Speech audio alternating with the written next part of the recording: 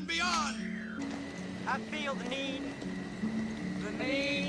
for speed. My mom always said life was like a box of chocolates. You never know what you're gonna get. What is film? What defines it? The official definition states that a film is a form of entertainment that enacts a story by sound and a sequence of images, giving the illusion of continuous movement. But what makes a film good? What makes one bad? What makes us care? In this series, we'll take a look at the highs and lows of the art form we call cinema and find out what has to go into it to really make it all happen. I'm High Noon Productions, and this is the magic behind our screens.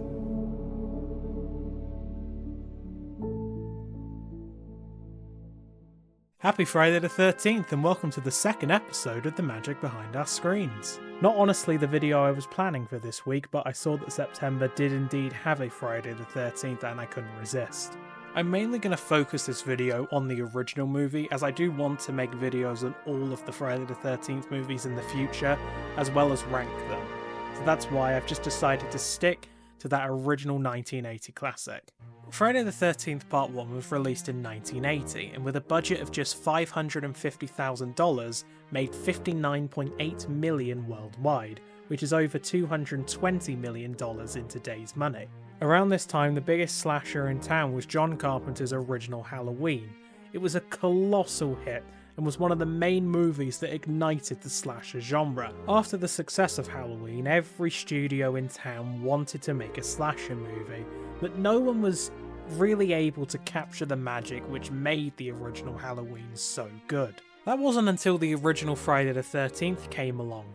It was one of the only real early slasher movies which worked and resonated with the audience for years to come. It's unfortunate that all of the lawsuits surrounding the Friday the 13th franchise in recent years have temporarily plucked Jason out of existence. Not to get too political, because honestly these lawsuits are just a mess, they were basically a battle for the rights for the franchise between this film's director Sean S. Cunningham and the writer Victor Miller.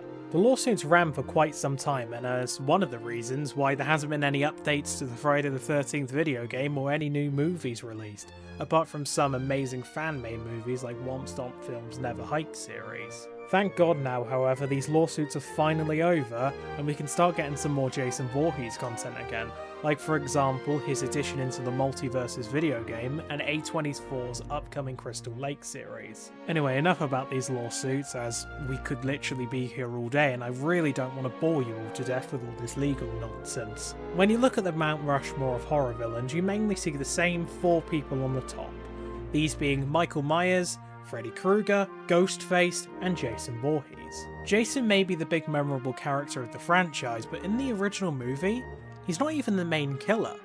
Instead, it's his mother, Pamela Voorhees, played by Betsy Palmer, in the spotlight. Jason didn't properly become the story's main killer until the second movie, unless you do count that dream sequence kill in this film's final act. Pamela Voorhees was once a cook at Camp Crystal Lake, who when confronted with the drowning of her deformed son Jason, goes on a murderous rampage at the camp, seeking revenge on all involved. When Betsy Palmer was offered the role of Pamela Voorhees, she said the only reason she took the job was because she needed a new car.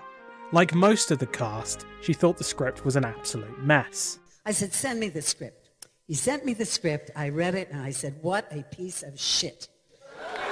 Anyway, I said, nobody is going to see this thing. I haven't covered too much of the story in this video. This is mainly because, well, there isn't one. Or at least, not a very difficult one. Teenagers go to summer camp, do drugs, have sex, and die. That's it. That's the whole story summed up in a couple of words. With so many teenagers in this movie, it did unfortunately make for some questionable set conditions. There were a lot of problems with drugs and alcohol on the set of this movie, and unfortunately, it is a running theme across the whole franchise, the only exception being Part 6, Jason Lives. It is really sad to see that some of these beloved classics did have really lousy set conditions. It's also really nice to see that this behaviour is no longer being tolerated on modern productions. Anyway, let's not depress ourselves and let's talk about some of the kills. The blood and gore in this movie was done by horror legend Tom Savini, who was also responsible for Swamp Jason's design in the final act. One of the reasons this movie was so successful was because of all that blood and gore. Halloween was definitely scary, but lacked that last bloody touch, whereas Friday gives it to us in buckets. That was until the MPAA started toning down the gore in the final few movies. With such a tight budget, the team had to be very creative with how they used all this blood, because normally they would only really have one take to get the shot right. Kevin Bacon, who plays Jack in this movie, how many of you remember that, said that his kill was done using a fake chest and legs with only his head sticking out of the bed. Someone underneath this chest had a pump full of fake blood, so when the arrow went through the neck, the blood could ooze out, creating a very gory kill. It is still one of the best kills of the series, even though that fake blood was definitely not safe and left Bacon with some burns for quite some time after production ended. I have a bunch of it in my mouth and stuff, and I spit it out, and then they said, I said, is this stuff okay? They said, yeah, it's nothing. Yeah, don't worry about it. It's just food coloring and Caro syrup and developing fluids. It's nothing, I was like, developing fluid? I'm like, what? That doesn't sound safe. Another one of the best kills of the movie, and maybe the most important of the franchise, was the death of Mama Voorhees herself. It happened right at the end of the movie, and it's so damn great. Not only does it stamp Alice Hardy as one of the best final girls in history, but directly leads to one of the greatest jump scares in all of horror.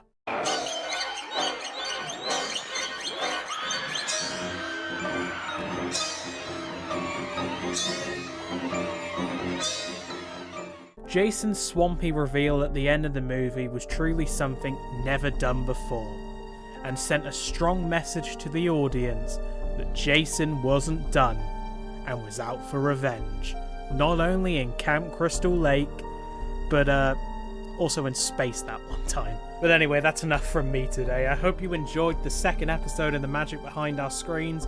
If you did, it would mean the absolute world if you liked and subscribed to the channel, and maybe even follow me on Instagram. Anyway, thanks, bye!